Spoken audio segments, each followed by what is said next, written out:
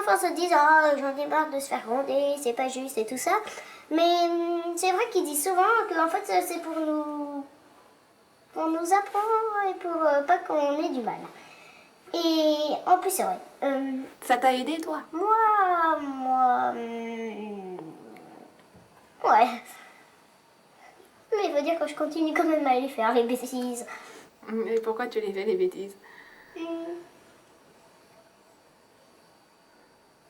Bah parce que des fois je sais même pas que c'est des bêtises alors... Les limites, elles vont permettre à l'enfant d'être rassuré, d'être sécurisé. Elles vont un petit peu baliser son chemin, le chemin qui va lui permettre de grandir sereinement.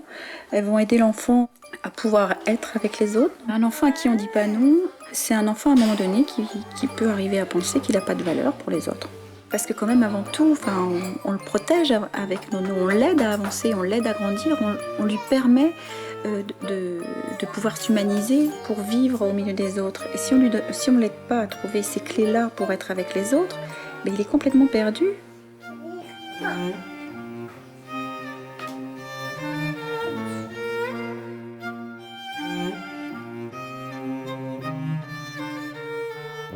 Lorsque l'opposition ne se manifeste pas, on va dire de 1 an et demi à 4, 5, 6 ans, si ça n'existe pas, alors là, il y a quelque chose qui est problématique. Comment ça se déroulera par la suite? Je vais pas me prononcer là-dessus, mais en tout cas, c'est préoccupant. Ça fait plaisir aussi quelquefois de se faire gronder alors. Parce que je suis tellement sage et j'aimerais bien qu'on me grande quelquefois. Et pourquoi t'es tellement sage? Ça t'embête d'être tellement sage? Non, c'est que je suis tellement sage que je suis tellement sage. Mais ça t'embête? Ça m'embête pas, c'est bien d'être tellement sage, mais j'aimerais bien qu'on me gronde quelquefois. Ah bah si t'es sage, pourquoi on te gronderait? Bah parce que des fois je fais des bêtises. Et alors on te gronde ou pas? Bah oui, Ah!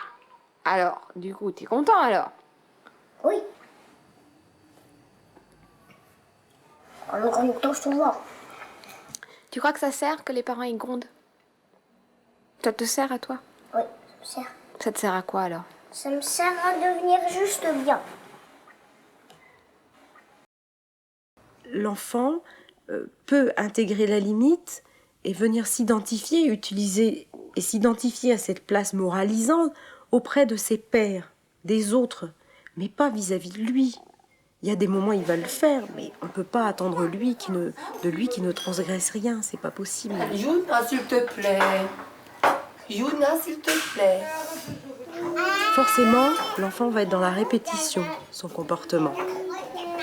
Et puis, sur le même rythme, les adultes vont venir lui signaler « Mais non, tu sais, il y a du possible et puis il y a de l'impossible. » Et c'est dans la répétition que l'enfant va intégrer que par rapport à tel comportement ou telle attitude, là, il y a du possible et puis il y a de l'impossible.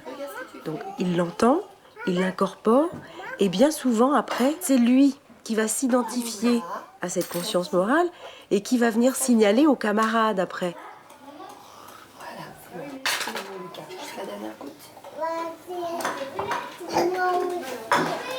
Ce qui est important, c'est de se dire que ce qui est en jeu pour l'enfant, c'est sa propre angoisse, en fait, d'une situation. C'est-à-dire d'une situation dans laquelle il pourrait se mettre, qui serait sans limite. Voilà. Et que quand il intègre cette limite qui lui est fixée par ses parents, ça lui permet à lui de border justement cette angoisse.